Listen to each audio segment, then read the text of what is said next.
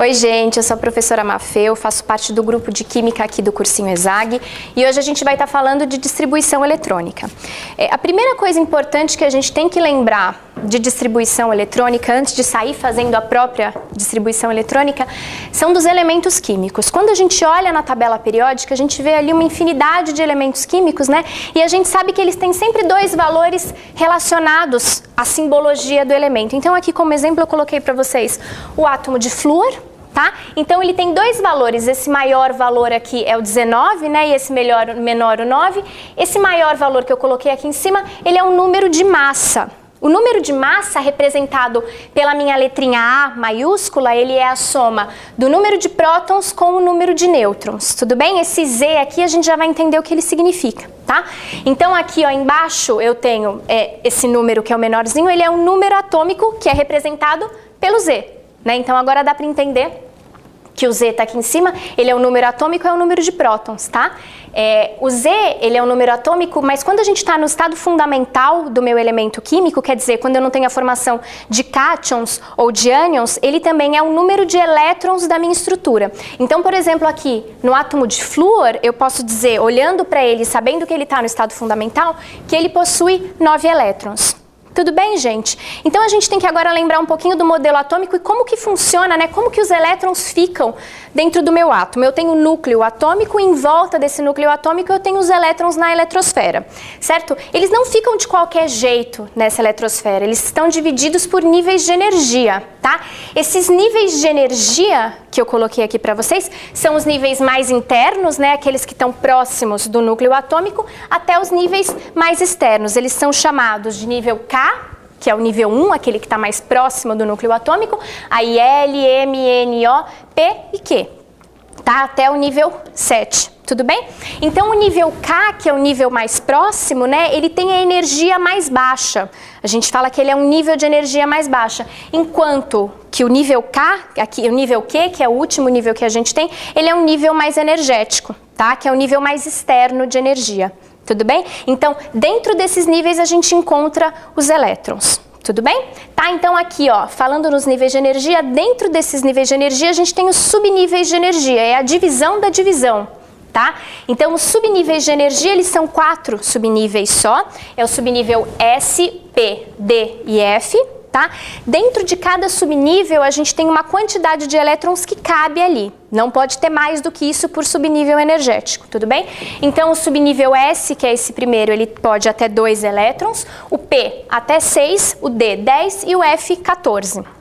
Tá? Então ali na nossa eletrosfera os elétrons ficam divididos pelos níveis e pelos subníveis de energia. Agora que a gente já entendeu essa dinâmica atômica, como que a gente consegue, olhando para um elemento químico como esse, né, que a gente colocou aqui o flúor, como que a gente consegue organizar então esses 9 elétrons que esse átomo possui? Através do diagrama de Linus-Pauling. Tudo bem? O diagrama de Linus-Pauling é muito importante que a gente saiba fazer esse diagrama, tá? A gente saiba construir o diagrama para quando cair algum exercício, quando a gente pegar alguma questão no vestibular relacionada a isso, a gente conseguir fazer facilmente a nossa distribuição, tá? Então eu coloquei aqui, a primeira fileira a gente monta do 1 até o 7, né? A segunda fileira do 2 até o 6, do 3 até o 6 e 4 e 5 aqui afunilando o nosso diagrama. Tá? Eu coloquei aqui na primeira fileira S, na segunda P, D e F, e aqui os exponenciaizinhos que eu coloquei, né, eles estão relacionados à quantidade de elétrons que cabe em cada subnível eletrônico. A última coisa que a gente tem, que tem que ser notado no nosso diagrama, são as flechas. São essas flechas que indicam qual é o sentido que a gente tem que seguir o nosso diagrama de Linus-Pauling, tá? Então ele começa sempre de cima para baixo, né? E a gente tem que seguir essas flechas da pontinha delas até aqui. Tá? Então a gente começa seguindo o diagrama dessa forma, é 1S2, acabou a flecha, vai para outra, 2S2, acabou a flecha, vai para outra, 2P6, 3S2, acabou a flecha, vai para outra, 3P6, 4S2 e assim sucessivamente até a gente terminar a nossa distribuição de energia. Tudo bem? Sim? Coloquei então aqui agora pra gente nosso exemplo, que é o átomo de flúor, né? Vamos lá então, gente. Agora eu coloquei um exercício pra gente resolver juntos, né? Aplicando o nosso diagrama de Linus Pauling. Eu coloquei aqui um átomo hipotético, que é o átomo X. Ele tem um número atômico que é igual a 22, considerando então que ele está no estado fundamental.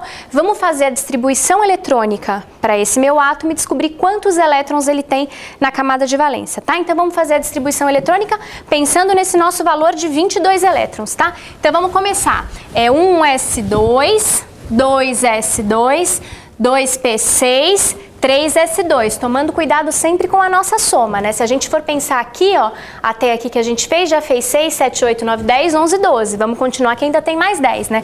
Então a gente tá no 3s2, aí 3p6, 4s2, 3d. Então, quando a gente chega aqui no 3d, se a gente colocar 3D 10, né, que é a quantidade máxima que cabe, vocês vão perceber que a gente já tem aqui, ó, 20 elétrons, né, 6, 7, 8, 9, 10, 6, 7, 8, 9, 10, aqui a gente já tem 20 elétrons. Se a gente colocasse 3D 10, iam ficar com 30, ia passar bastante do valor que a gente tem, né, então se tem 20, a gente só completa isso daqui com 2 elétrons, tudo bem? Né? Então, fazendo essa distribuição, agora a gente já tem o valor total de elétrons e está distribuído.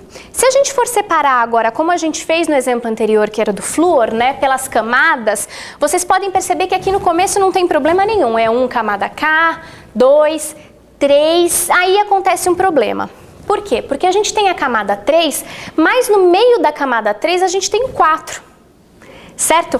Essa distribuição eletrônica, que ela é decorrente direta, né, da nossa distribuição aqui do nível de energia, ela se chama ordem de energia crescente. Isso daqui está falando para a gente que o nível energético, que tem a maior energia, é no caso 3D2, tá? Se a gente for separar por camadas essa minha distribuição, a gente vai estar fazendo a ordem geométrica. E aí a gente tem que reorganizar essa minha distribuição. Como que vai ficar isso aqui? Simplesmente a gente vai passar o 4 para depois do 3D, né? A gente vai passar o 4 para depois, por quê? Porque a camada é depois. Então vai ficar 1 aqui, né, no caso camada K, o L camada 2, o M camada 3 e o N na camada 4.